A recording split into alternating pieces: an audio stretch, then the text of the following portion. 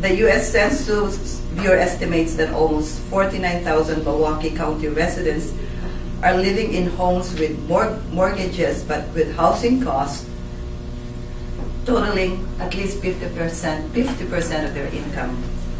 Of this, 18,600 are estimated to have housing expenses totaling 75% or more of their household income.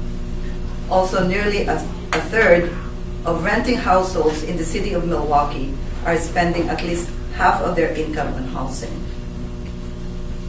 So that's it then for the economy. According to the Homeless in Milwaukee 2009 and 2007 point-in-time survey of Milwaukee's homeless citizens, housing-related costs continued to be one of the top 3 reasons for homelessness: eviction, foreclosure, high housing costs, and high utility costs.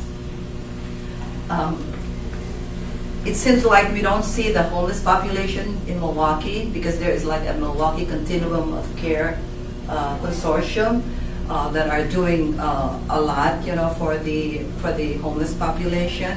Families are living in shelters, cars, doubled up with friends, and in other places where you may not see or notice them.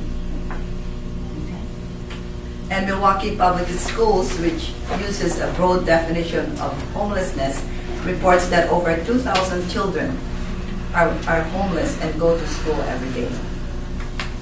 Okay. Now, housing and health outcomes. Okay.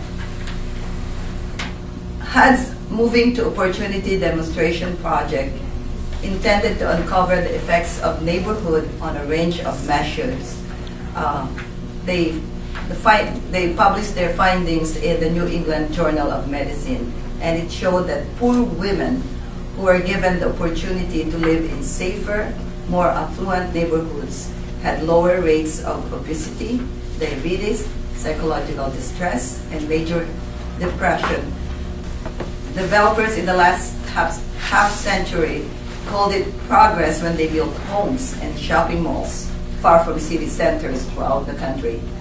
But now these expanded metropolitan areas have had a far more serious impact on the people who live there by creating vehicle-dependent environments that foster obesity, poor health, social isolation, excessive stress, and depression. Now, housing and race and immigration. I reviewed this article, Transnational Tense, Immigration and Inequality in American Housing Markets, because it just showed, the patterns of housing from the 1950s to the present. So they were saying in the 1950s and 1960s, undifferentiated middle-class whiteness emerged as more of the first and second generation European-born immigrants died or lost their strong connections to the old country, thus melting once sharp divisions among them. But then in the 1950s and the 1980s, housing is viewed mostly within the context of spatial assimilation. But then in the 1990s, it is a globalization. That's how we have to look at the migration here. The globalization now of the different neighborhoods. Well, refugees, it's globalization because they still have ties in their countries of origin. Okay, generational housing, older adult housing. Ken, maybe you could share with us about older adult housing. Well, we're saying here, of course, that older adults have more income right now because of the Social Security, because that's the anchor of their annual, income streams. Of course, they have more income compared to their younger adults, 35 and under. In terms of living situation, they live in their homes, and when needed, have others to maintain the home, which we all know that. They live in senior housing and assisted living facilities, and they live with their children. The young adults. So, in terms of the young adults, what this article is saying is that the young adults right now are in the beginning stages of wealth accumulation. Right, Jason? I hope so. Working on it. But we're talking of young adults, also the students who will leave their parental home to go to school, so that's another option of housing, and then trying to be independent, and then the housing option of, sharing, apartments or housing in multiple occupants, like boarders, And then the thing is coming back to their parental home, right? Coming back to the parental home. So some live, the teens who live because of chaotic situation in their homes, they found themselves, homeless. They found themselves in a lot of not very good living conditions out there in the community. So the last one is multi-generational household. So what do we mean by that? The Census Bureau defines multi-generational household as one that contains 3 or more parent-child generation. And of course, the Pew Center also defines it, differently.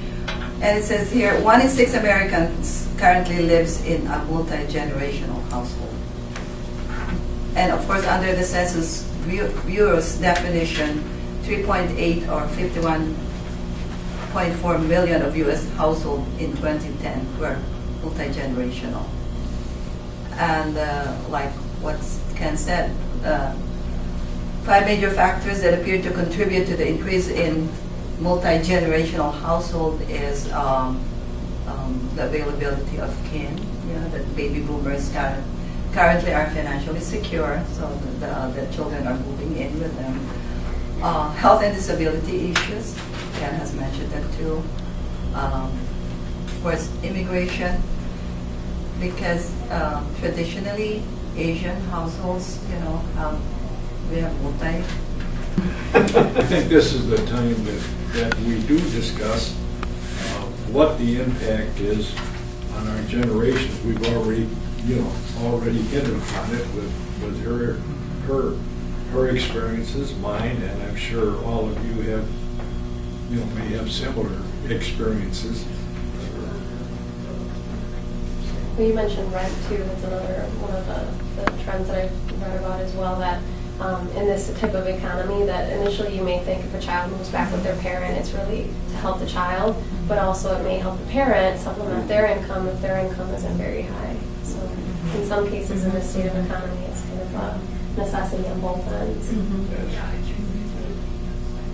You're seeing a shift in this area, not so much in Washington County, but in this area, if only 1/3 of the population is white Caucasian, our culture or our experience was at the age of 18, our child left, or in my case, I threw him out.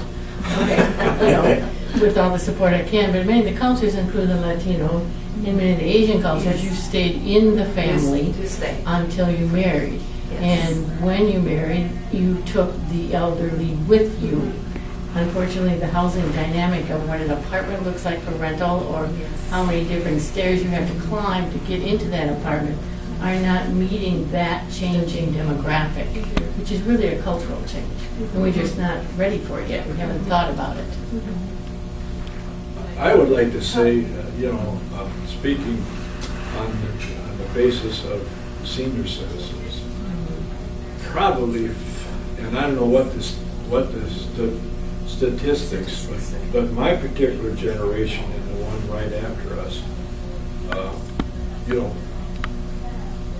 we are really benefiting from the changes of society, because virtually all of my friends who we struggled as young people, as young marrieds, but our houses are paid off. Yes, We have money in the bank. We have a combination of, I have a traditional pension plus Social Security. All of us are very comfortable. Not all of us. There are a number of people, and this is where the race comes in. I'm sure the comfort level for seniors who are of a different race are not as good as they are for the Caucasian. Nonetheless, us seniors are by and large better off. I mean, I think the oncoming demographics are going to hurt you as you age, contrary to ours. Systems that were put in place are really supporting the older, but the voice that's not heard are, what did you say, 2,000 homeless in MPS? I mean, that's a city. Yeah. That's a city of people that have nowhere to live and whose families they're facing, and who's speaking for them, and they can't vote. And so we're cutting in all the places that we most need to be investing. You know, when MPS as a school system takes the cut that they took this last year, and which will continue to have ramifications in the coming years, 2,000 children that are homeless getting to school. You said they get to school every day. You know, I think they're lucky if they get to school every day. And you know, what kind of a future do they see for themselves? And many of those children are children of color. So they don't necessarily have resources anywhere to go to fall back on. One of the things that we haven't talked about is the work of the Milwaukee Metropolitan Fair Housing Council, which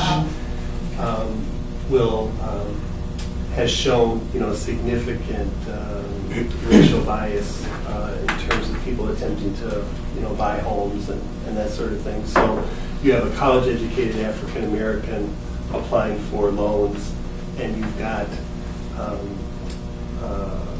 high school-educated white person with a criminal background, and they get the loan, you know, to buy a house before the college-educated African American. It's, you know, that kind of racial discrimination is justified. There's no way to justify it. It's just a fact. And You know, I don't think there's any question. A black person walking in that door is going to be perceived as more untrustworthy, less reliable, etc., than a Caucasian person. You know, without any. I mean, it's just a kind of a gut reaction, which I think creates this. One of the things that creates the disparity, and I don't. And, you know, your sessions and the things we're trying to do here are trying to change that perception.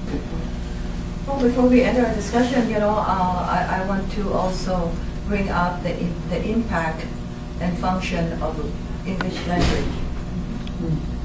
You know, in the ability, especially I'm talking about refugees, to navigate, you know, the housing system. So they will be placed in the houses. They'll be, you know, given by the resettlement staff, the case managers, this form. It will be explained to them, but you know, they just came. How long will a person need to be really, you know, to really adapt and to know what's happening? So it will be explained to them. Okay, this is how you pay the rent, but some of them don't even know it, so they just write. They know just how to write their name. So it's a long process. So they're being taken advantage of. They live in, you know, substandard housing. But even with, you know, I'm a non-native English speaker, as you know. Like, so how much more with them that don't really know English?